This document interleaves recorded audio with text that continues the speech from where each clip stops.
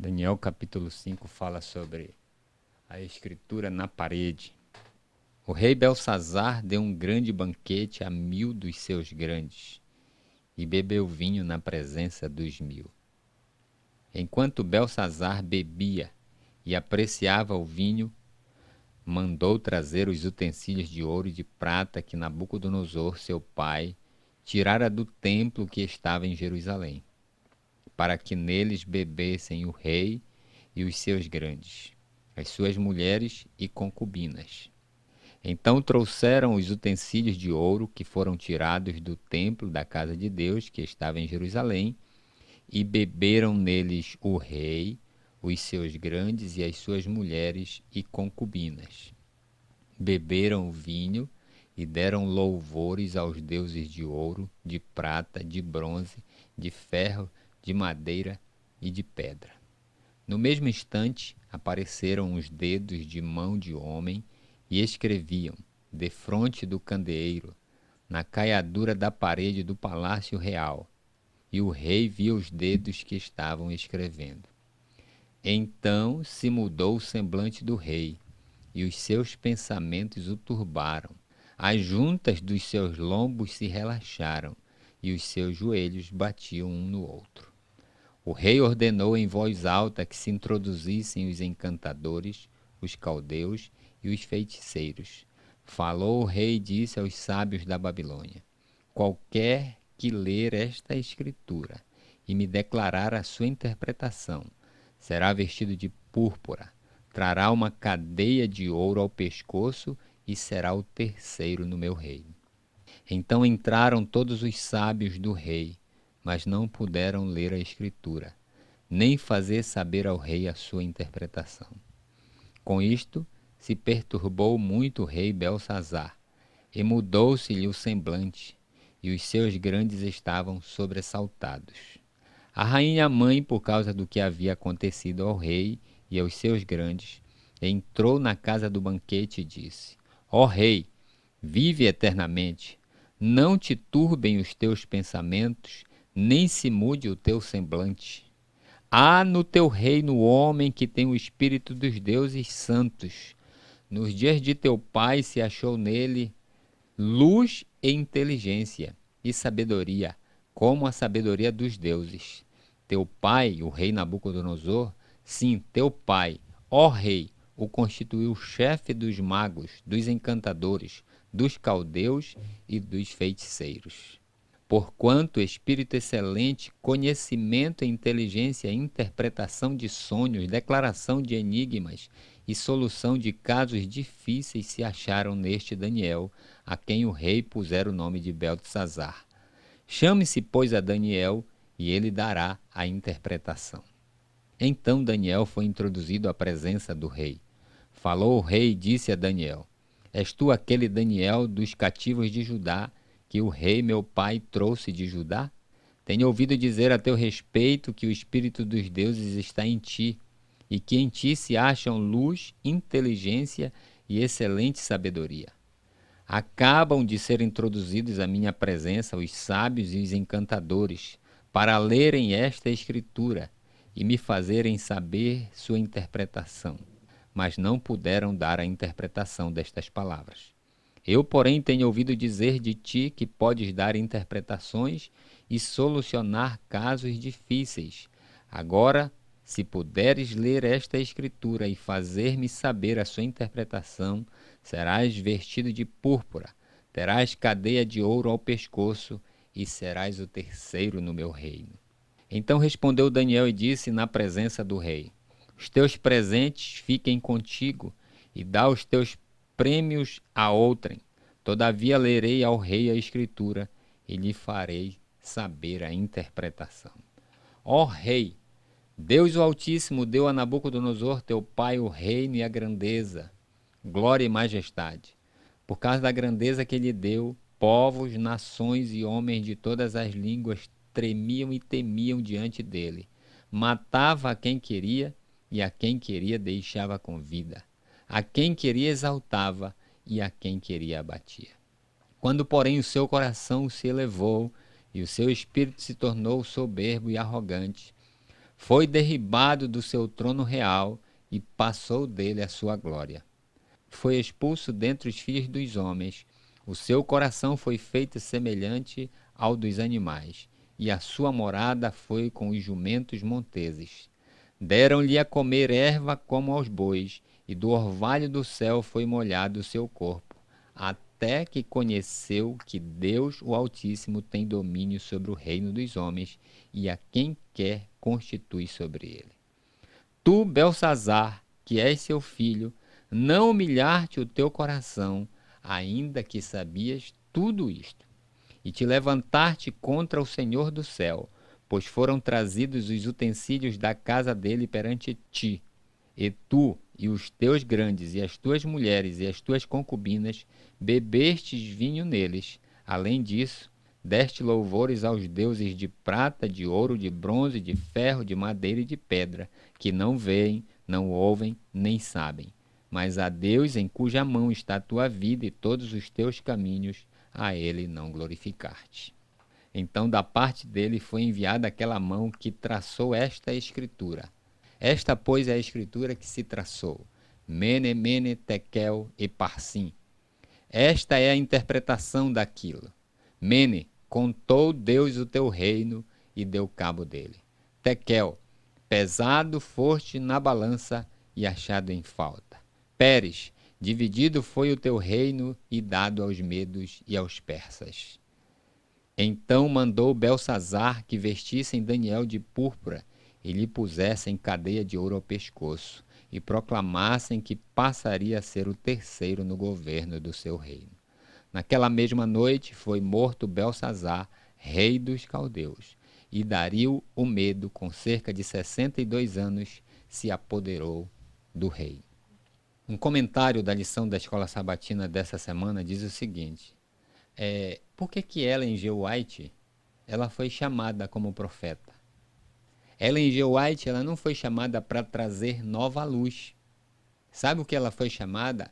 Ela foi chamada porque o povo de Deus estava tão distante, estava tão analfabeto no estudo da Bíblia, na compreensão das Escrituras, que ela precisava o quê? Resgatar o que havia ficado para trás. Ellen G. White ela jamais vai substituir a Bíblia. Ellen G. White ela é para confirmar se o teu estudo da Bíblia é verdadeiro ou não, está correto ou não. Se tu estuda a Bíblia e não bate com as ideias dela, tem alguma coisa errada com as tuas ideias. Não é para tu pegar o que ela disse e aceitar como verdade. Não, antes de tu pesquisar o que ela fala sobre alguns assuntos, tu precisas primeiro estudar por ti mesmo. Então ela veio para isso, porque as pessoas estavam demais equivocadas no seu estudo da palavra. Estavam demais distantes disso. As pessoas perderam o rumo. E ela veio justamente para dar o rumo novamente. Ela não é a luz maior, mas você estuda a palavra e compara com o que ela falou, para ver se o espírito que a usou é o mesmo espírito que está usando você. Agora você olha aqui Daniel 5, do que Daniel 5 realmente está tratando. Mas sabe qual é o grande ensino aqui de Daniel 5? É a questão de pessoas que conhecem a verdade, mas resolvem fazer o quê? Resolvem andar contrário a essa verdade. Belsazar, ele era um jovem, ele era filho de Nabucodonosor, pelo menos é o que diz aqui. Ele era alguém que conhecia tudo o que o pai dele havia passado. Toda a situação que Nabucodonosor havia enfrentado. A rainha mãe deixa claro isso aqui. Aliás, o próprio Daniel diz para ele: tu sabias disso. Mas o que é que Belsazar resolve fazer? Resolve andar contrário ao que ele conhecia. Então, a história de Belsazar é a história de muita gente, de muitas pessoas que sabem o que é correto, mas resolveram o quê? Viver uma vida contrária a isso. Agora, isso quer dizer que elas vão se perder? É isso que esse texto está falando? Não. Esse texto aqui ele está falando a maneira que Deus vai usar para quê? Para trazer essas pessoas de volta para o caminho que devem andar, para o caminho que sabem que devem andar. É isso que esse texto está falando. Deus, ele tem inúmeras maneiras de trazer as pessoas. E essa maneira aqui que ele usa com Belsazar, ela é a maneira que menos se prega, que menos se gosta. Porque essa maneira aqui é a maneira do chicote, é a maneira das dificuldades. Porque olha como é que fica o estado de Belsazar quando ele vê a manifestação de Deus. Porque foi uma manifestação de Deus aqui. Diz aqui que, no verso 6, então se mudou o semblante do rei e os seus pensamentos o turbaram. As juntas dos seus lombos se relaxaram e os seus joelhos batiam um no outro. Foi uma manifestação que causou o quê? Pânico no rei. É uma sensação, sabe, que transformou a alegria do rei em tristeza. Mudou totalmente da água para o vinho. Belsazar mudou aqui, ou do vinho para a água, né? Porque ele estava no vinho, né? Agora ele precisava cair em si. E a única maneira que Deus encontrou foi justamente o quê? Através de uma manifestação. Parece como é que eu posso dizer? Um pesadelo para Belsazar. Porque ele estava numa boa, né? Estava muito ousado nos caminhos que ele começou a trilhar. A tal ponto dele desprezar aquilo que o pai dele havia o quê? Nem o pai dele havia tocado. E olha que Nabucodonosor era cheio de si. Mas ele resolveu o quê? Ele preservou. Já Belsazar foi além do que o pai dele fez. E tem um ponto na vida do ser humano, tá? Na vida de todos nós, que Deus precisa intervir. Se nós quisermos sermos salvos. Para nos salvar, Deus tem que intervir de maneira o quê? De maneira dolorosa. De maneira dura. Porque do outro modo ele não consegue mais. Ele não consegue mais nos alcançar. Só que esta maneira é uma maneira que quase ninguém gosta. Quase ninguém quer. Né? As pessoas gostam do paz e amor. As pessoas gostam do quê? As pessoas gostam da linguagem branda. E a gente tem esse conceito de que Deus é só amor, de que Deus é muito misericordioso, de que Deus é maravilhoso. E a gente acaba esquecendo esse lado de um Deus que muitas vezes precisa, não é que ele quer, precisa usar o chicote para nos trazer de volta. Quer ver? A maior prova disso é quando Jesus esteve na terra. Para lidar com os fariseus que vendiam animais, que vendiam ofertas na porta do templo, né, que mercadejavam, tá, com a fé dos inocentes, como ele lidou? Ele lidou com a zorrague, com um chicote. Agora presta atenção. Por que Jesus teve que lidar de uma maneira mais dura com aqueles homens? Simples. É muito simples. Porque eles já estavam o quê? Insensíveis às outras formas. Eles não ouviam mais, eles precisavam de uma linguagem mais dura. E essa, me perdoe quem quiser, mas esta é a condição do povo de Deus hoje. Eles não está mais na hora de lidar com eles como se lidar com criança. Deus vai chamando, Deus vai avisando, e parece que Deus não punha, né? As pessoas vão brincando no pecado, vão se afundando cada vez mais, vão se distanciando, vão se tornando insensíveis à voz do Espírito Santo, até chegar a um ponto em que Deus tem que gritar. E a maneira de Deus agir é esta que ele faz com Belsazar. Chega a um ponto que Belsazar está quase já perdido. E aí Deus tem que usar o seu último cartucho, o seu último recurso. Agora, a história de Belsazar, como eu disse no início, não é só de Belsazar. Essa é a história de muita gente. Às vezes a gente tem que tomar medidas mais drásticas.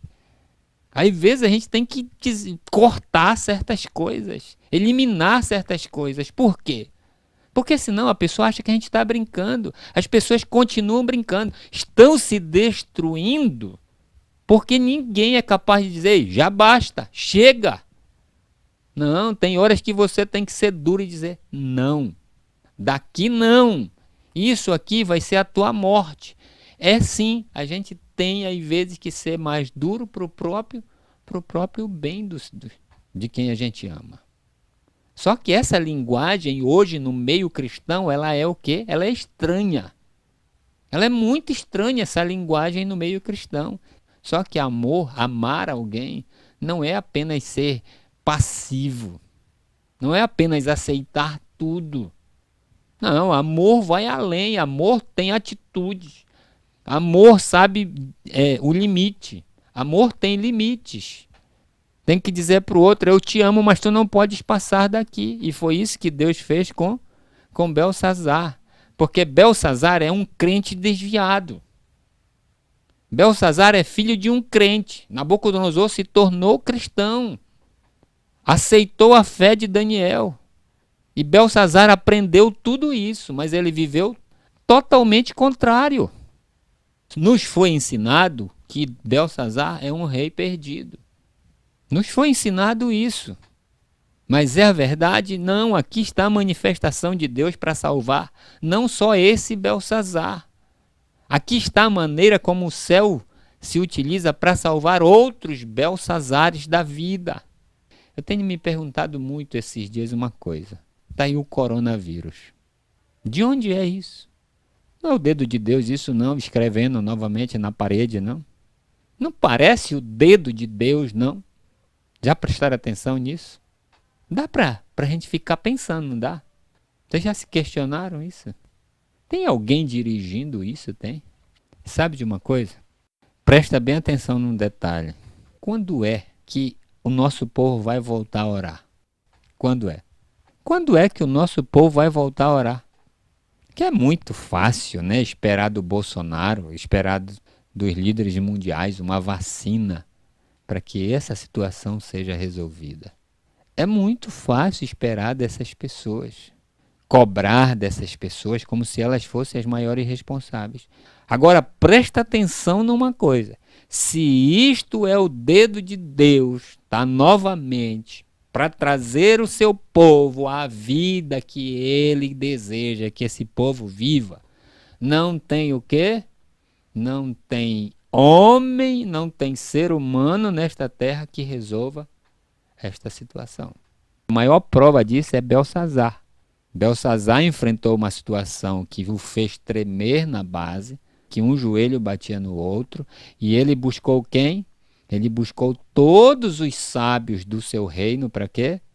Para resolver a questão, e eles não puderam. Aí aparece quem? Aparece a figura de Daniel. Eu vejo da boca de cristãos aí reclamando, falando, porque o prefeito, porque o governador, porque o presidente.